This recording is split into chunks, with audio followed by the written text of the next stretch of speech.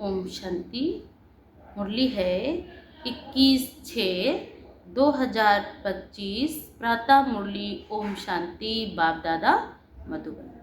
बाबा ने कहा, मीठे बच्चे, तुम्हें स्मृति आई है कि हमने 84 जन्मों का चक्र पूरा किया। अब जाते हैं अपने घर शांति धाम। घर जाने में बाकी थोड़ा समय है। आज का प्रश्न है, जिन बच्चों को घर चलने की स्मृति रहती है उनकी निशानी क्या होगी? उत्तर है, वह इस पुरानी दुनिया को देखते हुए भी नहीं देखेंगे। उन्हें बेहद का वैराग्य धंधा धोरी में रहते भी हल्के रहेंगे। इधर उधर झरमुई झगमुई की बातों में अपना समय बर्बाद नहीं करेंगे। अपने को इस पुरानी दुनिया में मेहमान समझेंगे। ओम शांति। सिर्फ तुम संगमयुगी ब्राह्मण बच्चे ही जानते हो कि हम थोड़े समय के लिए इस दुनिया के मेहमान हैं।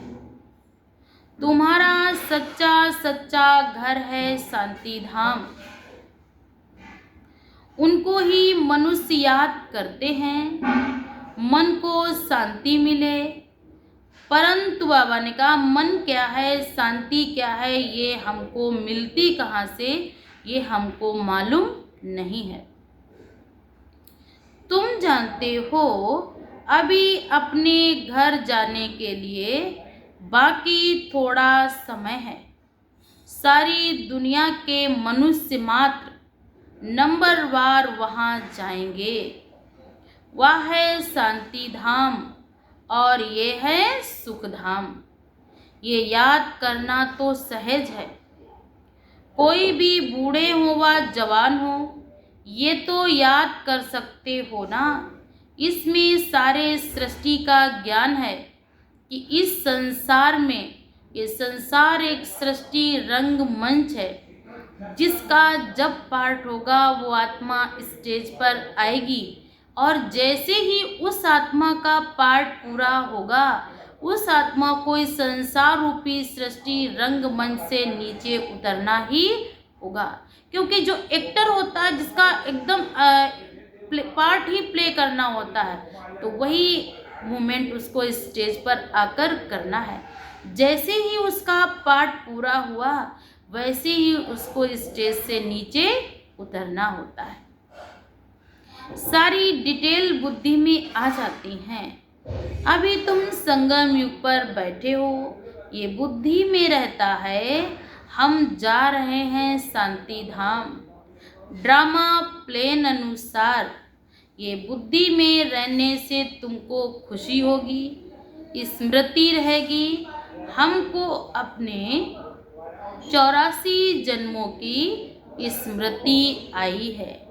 वह भक्ति मार्ग अलग है और ये ज्ञान मार्ग अलग है। बाप समझा रहे हैं, मीठे मीठे बच्चों, अब अपने घर को याद करो।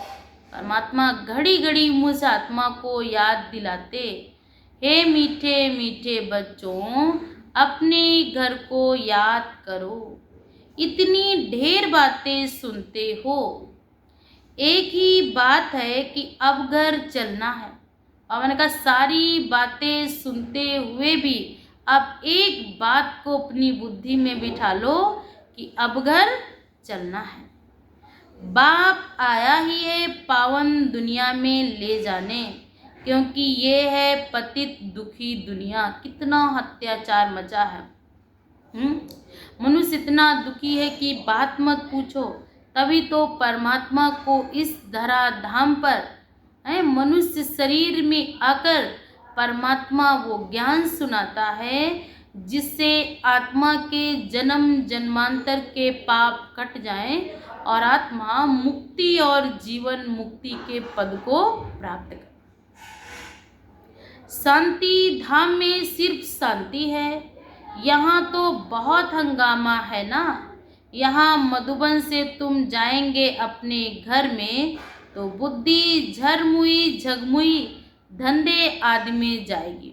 क्योंकि मधुबन में तो कोई फालतू बातें नहीं, सिवाय परमात्म चर्चा, सिवाय अपने जीवन को सुधारने के लिए जो भी हमारे जीवन में अशुद्धियाँ आई, जिन कारणों से हमारा मन दूषित हुआ, पवन का अच्छे क्लासेस मिलते हैं रिफ्रेश करने के लिए।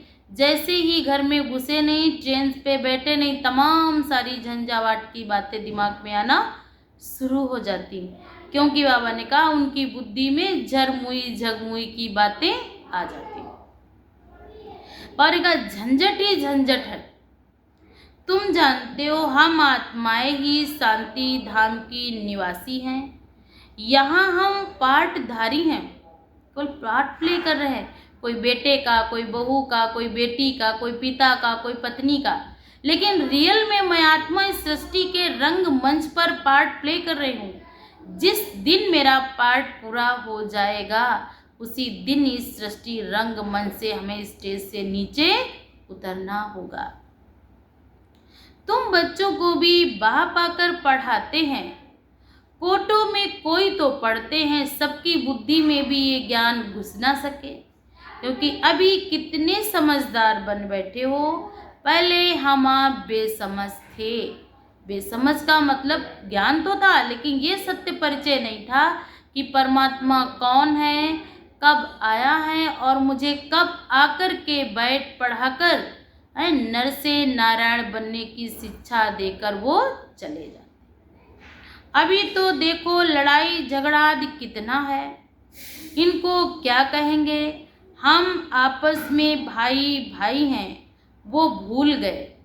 भाई भाई क्या कभी खून करते हैं क्या? गाते तो हैं हिंदू मुस्लिम सिख ईसाई, आपस में सब भाई भाई, लेकिन बाबा ने कहा भाई भाई का कभी खून करता है क्या?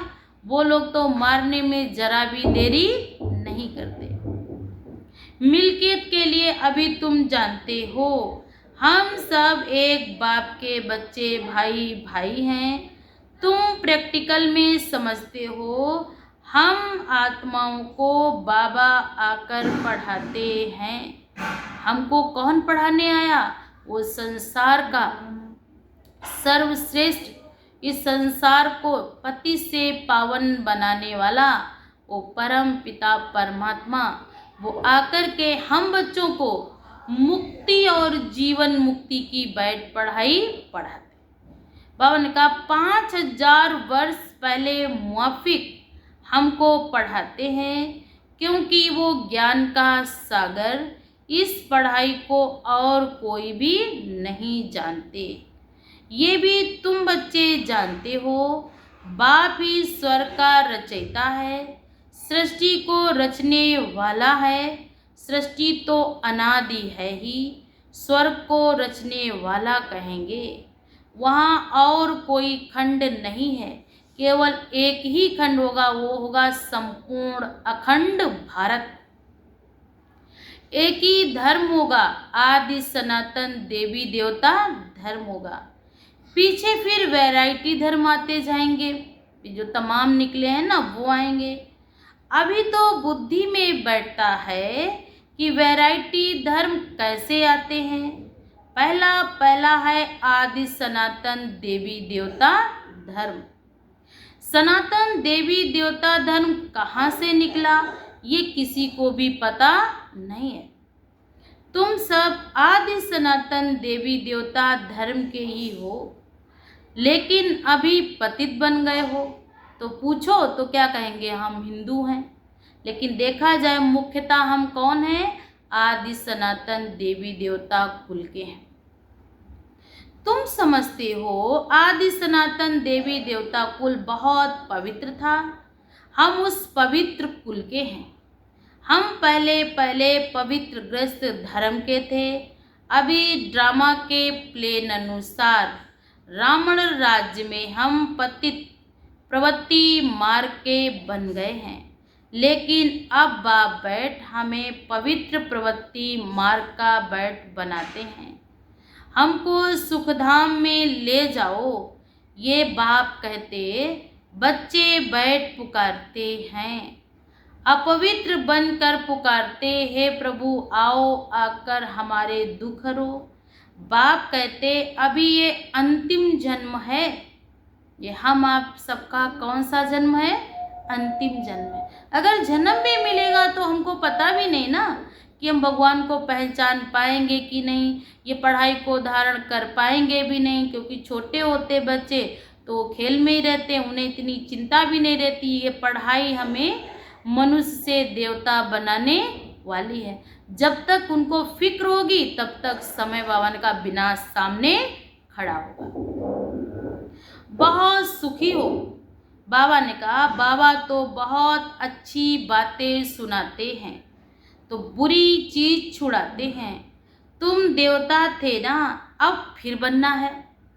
पहले हम आप सब देवी देवता कुल के थे, लेकिन बाबा ने कहा धीरे धीरे पतित बनते बनते आज साधारण मनुष्य बन गए। लेकिन बाबा ने कहा कोई चिंता की बात नहीं, फिर से इस पढ़ाई को पढ़ो। आपके अंदर मानव में मानव मूल्य जब आ जाएंगे तो वही मानव फिर मूल्यवान बन जाएगा, अर्थात देवी और देवता। लेकिन बाबा ने कहा ये बहुत भारी कमाई है। इस कमाई को करने से आत्मा के जन्म जन्मांतर के वो दुखों से दूर हो जाती। कब? जब वो परमात्मा को याद करती है तब तो आत्मा के जन्म जन्मांतर के पाप भी कट जाते। 5000 वर्ष के बाद आते हैं इस पुरानी दुनिया में। बाप कहते ये कोई और बातें बता ना सके।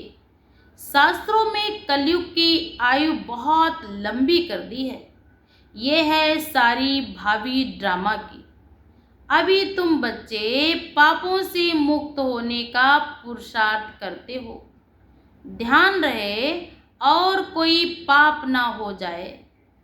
देह अभिमान में आने से ही और फिर विकार में आते हैं, जिससे पाप होता है। इसलिए भूतों को भगाना पड़ता है। बाबा ने कहा इस दुनिया में कोई भी चीज़ से मोह नहीं रखनी है। जिस चीज़ से दिल लगाओगे वही चीज़ मेरे दिल को तोड़ेगी, वो चीज़ मेरे से बहुत दूर जाएगी। प्यार करना है, लेकिन इतना भी ना कि उसके बगैर हम रह भी ना पाएं। पुराने घर में रह पड़े हैं, परंतु बुद्धि में नई दुनिया की यादें हैं ना, तो नए मकान को ही देखेंगे। जब तक ये पुराना घर खत्म ना हो जाए तब तक आंखों में बसा रहता है कि ऐसा था, वो ऐसा था, ये ऐसा था। जब वो घर एकदम गिर जाता है तो नया घर बनता, तो फिर उस घर की यादें धीरे धीरे मोह जो होता भंग होता है। कोई भी ऐसा काम नहीं करना जो फिर पछताना पड़े। आज फलाने को दुख दिया, ये पाप किया। बाबा से पूछ सकते हो, बाबा ये पाप है, गुटखा क्यों खाना चाहिए? पूछेंगे नहीं तो गुटखा खाते रहेंगे। बाबा से पूछेंगे तो बाबा झट हल्का कर देंगे। तुम बहुत भारी हो, पापों का बोझा बड़ा भारी है। 21 जन्मों के लिए फिर पापों से हल्के हो जाएंगे। जन्म जन्मांतर के सिर पर बोझा है, जितना याद में रहेंगे हल्के होते जाएंगे। खाद निकलती जाएगी और खुशी चढ़ जाएगी। जब आत्मा की खाद निकलेगी, बुराइयां निकलेंगी, कमियां निकलेंगी, तो आत्मा तो प्योर हीरे के समान बाहर चमकता हुआ सितारा आ जाएगी। कमियों के कारण ही तो उसकी जो लाइट थी, जो उसकी शक्ति थी, वो क्या पड़ गई थी? धीमी पड़ गई थी। सतयुग से लेकर कलयुग तक इस जर्नी यात्रा में 5000 वर्ष लगे हैं। स्वर्ग से नरक में आने की यात्रा का अभी पता लगा है कि हम स्वर्ग से नरक में कैसे आए। अभी तुम फिर नरक से स्वर्ग में चलते हो। 1 सेकंड में जीवन मुक्ति। बाप को पहचाना, बाप आए हैं तो जरूर हमको स्वर्ग में ले जाएंगे। हमको स्वर्ग में ले जाते हैं ना, बच्चा पैदा हुआ और मिल्कियत का मालिक बना। जैसे ही बच्चा पैदा हुआ तो क्या कहते, भाई हमारे घर में वारिस आया है। ये कभी नहीं किसी ने कहा हमारे घर में बेटा क्या, हमारे घर में वारिस आया। बाबा ने कहा बाप आए हैं तो जरूर हमको स्वर्ग में ले जाएंगे। बच्चा पैदा हुआ, मिल्कियत का मालिक बना।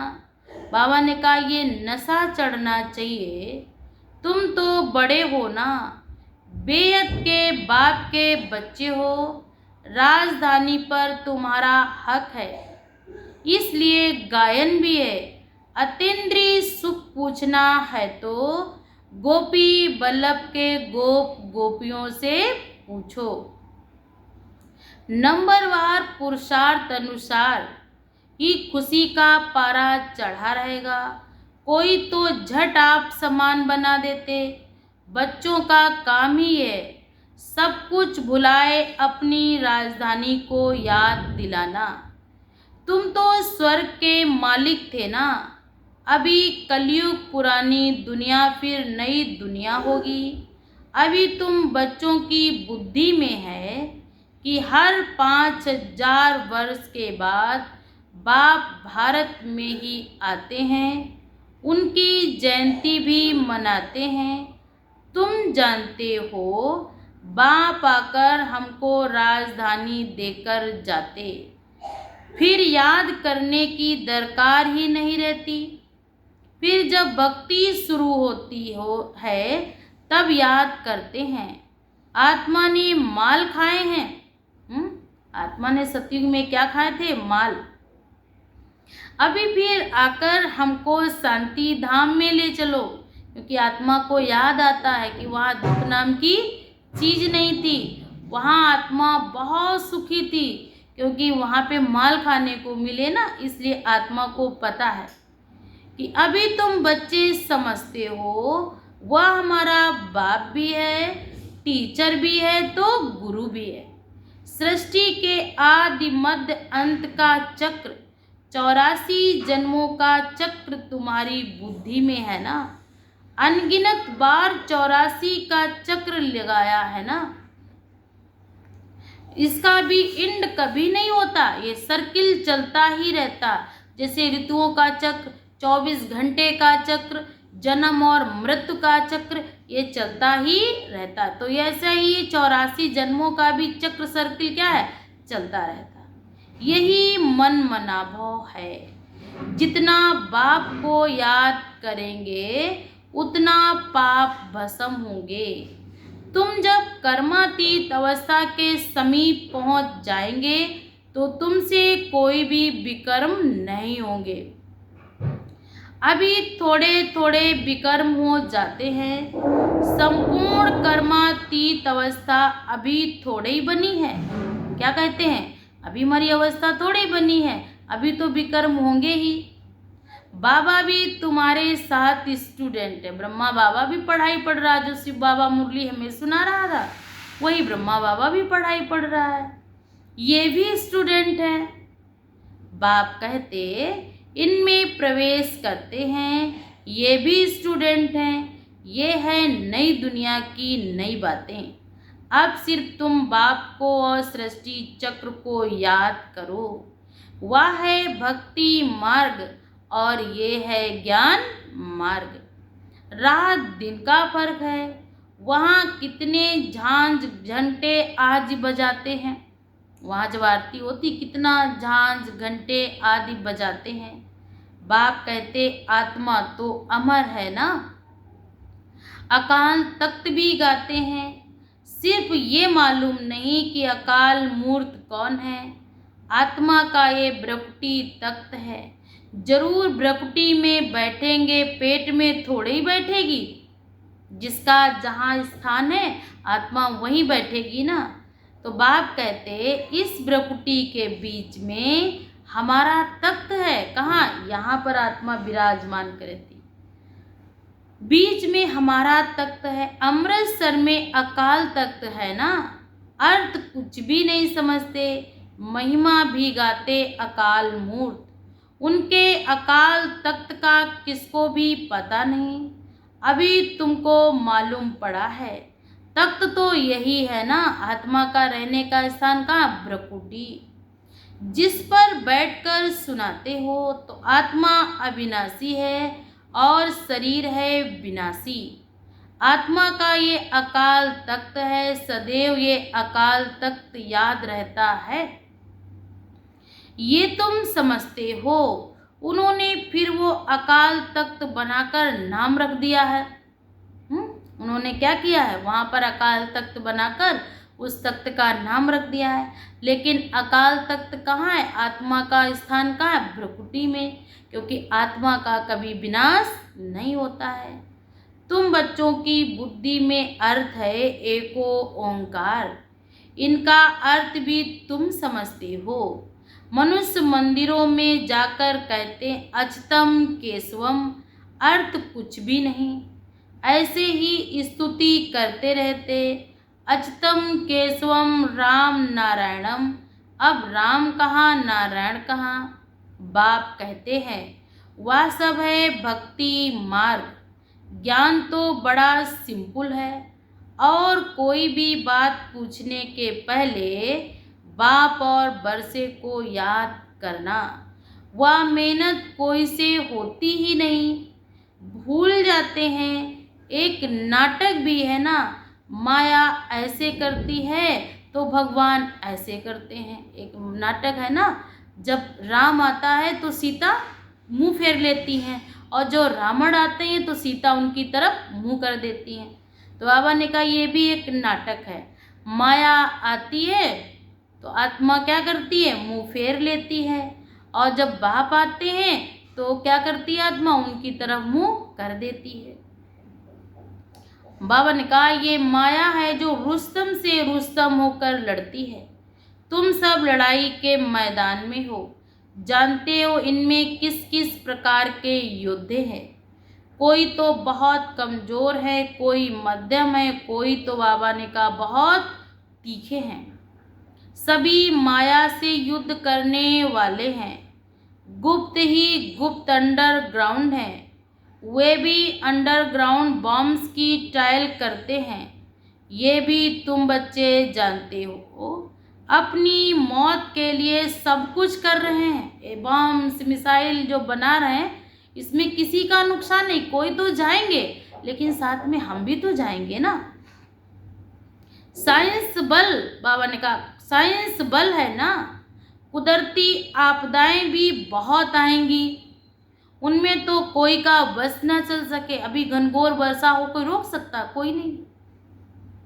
झूठी बरसात के लिए तो कोशिश करते हैं कि चलो आज से नहीं कल पानी और रोक देते हैं, बांध लगा देते हैं, लेकिन जो ऊपर से नेचुरल पानी आएगा उसको तो हम रोक नहीं सकते। उनका झूठी बरसात पड़े फिर अनाज जास्ती हो तो करते हैं। तुम बच्चे तो जानते हो कितनी भी बरसात पड़े फिर भी नेचुरल कैलेमिटी जरूर होनी है। प्राकृतिक आपदा आएगी ही आएगी। मूसलाधार बरसात पड़ेगी। अभी आदमी तरस रहा ना, पानी बरस जाए, एक समय ये आएगा सोचेंगे अब पानी बंद हो, भगवान बस बंद हो। मूसलाधार बरसात पड़ेगी, फिर क्या कर सकेंगे। इनको कहा जाता नेचुरल कैलेमिटीज। सतयुग में ये होती नहीं, वहाँ पे प्रकृति भी दासी होगी, सुखदाई होगी। जितनी जरूरत होगी उतना ही वो प्राप्त कराएगी। यहाँ होती है फिर विनाश को मदद करती है। बाबा ने कहा नेचुरल कैलेमिटीज विनाश को मदद करती है। तुम्हारी बुद्धि में है हम जब सतयुग में होंगे तो जमुना के कंठे पर सोने के महल होंगे। हम बहुत थोड़े वहाँ रहने वाले हैं। कितने होंगे, मात्र 9 लाख। कल्प कल्प ऐसे होता रहता है। पहले थोड़े ही होते हैं, फिर झाड़ धीरे धीरे बढ़ता रहता है। वहाँ कोई भी गंदगी आदि है नहीं। यहाँ तो देखो चिड़िया भी कितना गंद करती है, कितना गंद खाती है। गंदगी की बात नहीं, उनको कहा ही जाता है हेवन की दुनिया, और इस दुनिया को कहा जाता है हेल की दुनिया, माना नरक की दुनिया। तो बाप समझाते ये देवता बनते हैं तो अंदर में क्या होनी चाहिए, कितनी खुशी होनी चाहिए। माया रूपी जिन्न से बचने के लिए बाप कहते तुम बच्चे इस रूहानी धंधे में लग जाओ, मन मना भव बस, इसमें ही जिन्न बन जाओ। जिन्न का मिसाल देते हैं ना, कहा काम दो तो काम दो, नहीं काम दोगे तो हम खा जाएंगे। तो ऐसे ही माया भी है, अगर आप उसको काम नहीं देंगे तो माया आपको हप कर जाएगी। तो काम दो, पावन का सीढ़ी चढ़ो उतरो, माना एक घड़ी में देखो हम बाप के पास हैं, फिर देखो फिर हम नीचे आए हैं कर्म क्षेत्र पर पार्ट बजाने। तुम सर्विस करते हो राजाई के लिए, तुम्हारे लिए ही बाप कहते हैं मैं मगध देश में आता हूँ। कौन सा देश है, यही सत्य युग की स्थापना भी भारत में होगी, ये देश अखंड भारत होगा। तो बाबा ने कहा माया भी मगरमच्छ कितने महारथियों को हप कर जाती है। ये सब दुश्मन है, ये काम क्रोध लोभ मोह अहंकार, ये सब क्या है, दुश्मन है। जैसे मेढक का दुश्मन सांप होता है ना, ऐसे तुमको मालूम है, ऐसे तुम्हारी दुश्मनी है माया से। माया भी क्या करती, जरा भी इधर उधर हुए नहीं कि आपकी बुद्धि को डाइवर्ट किया नहीं। अच्छा, मीठे मीठे सिकिल्दे बच्चों प्रति माता पिता बाप दादा का याद प्यार और गुड मॉर्निंग। रूहानी बाप की रूहानी बच्चों को नमस्ते। हम सब रूहानी बच्चों की तरफ से रूहानी माता पिता बाप दादा को भी याद प्यार और गुड मॉर्निंग, नमस्ते नमस्ते नमस्ते बाबा, शुक्रिया। धारणा के लिए मुख्य सारे नंबर 1, स्वयं को पापों से मुक्त करने का पुरुषार्थ करना है, देह भान में कभी नहीं आना है, इस दुनिया की कोई भी चीज में मोह नहीं रखना है। नंबर 2, माया रूपी जिन्न से बचने के लिए बुद्धि को रूहानी धंधे में बिजी रखना है, बाप पर पूरा पूरा मददगार बनना है। बाप का पूरा पूरा, इसमें भगवान मेरी मदद चाह रहा, हम कितने भाग्यवान हैं जो भगवान को मेरी ज़रूरत है। वरदान है सर्व खजानों को समय पर यूज कर निरंतर खुशी का अनुभव करने वाले खुश नसीब आत्मा भव। आज बाबा का भावार्थ है, बाप दादा द्वारा ब्राह्मण जन्म होते ही सारे दिन के लिए अनेक श्रेष्ठ खुशी के खजाने प्राप्त होते हैं, इसलिए आपके नाम से अब अनेक भक्त अल्पकाल की खुशी में आ जाते हैं। आपके जड़ चित्रों को देखकर खुशी में नाचने लगते हैं। ऐसे आप खुश नसीब हो, बहुत खजाने मिले हैं, लेकिन सिर्फ समय पर यूज करो। चाबी को सदा सामने रखो। कौन सी चाबी? खुशी के खजाने की चाबी। और स्मृति स्वरूप में लाओ तो निरंतर खुशी का पारा चढ़ा रहेगा। आज का स्लोगन है, बाप की श्रेष्ठ आशाओं का दीपक जगाने वाले ही कुल दीपक हैं। बाप की श्रेष्ठ आशाओं का दीपक जगाने वाले ही कुल दीपक हैं। तो हमको भगवान ने किस नाम से नवाजा है? कुल दीपक बनना है। अव्यक्त सारे हैं, आत्मिक स्थिति में रहने का अभ्यास करो। आत्मिक स्थिति में रहे, बाहर मुक्ता को छोड़ दो तो मेहनत से छूट जाएंगे और अनुभवों के सागर में समा जाएंगे। एक दो अनुभव नहीं, अथाह अनुभव हो, बाबा ने कहा। तो बाबा ने कहा अनुभव के तालाब में नहाओ। सागर के बच्चे तालाब में नहीं, सागर में नहाते हैं। हम किसके बच्चे हैं? अनुभवों के सागर के बच्चे हैं। हम अगर तालाब में नहाएं तो ये मुझे शोभा नहीं देता है। तो ज्ञान का सागर, प्रेम का सागर, सुख का सागर मेरा बाप है। और हम दर दर कहें मुझे शांति दे दो, मुझे सुख दे दो, भीख मांगते घूमे, तो इससे मेरे बाप का नाम बदनाम होगा। तो मुझे क्या करना है? अपने बाप का नाम रोशन करना है। अच्छा, ओम शांति।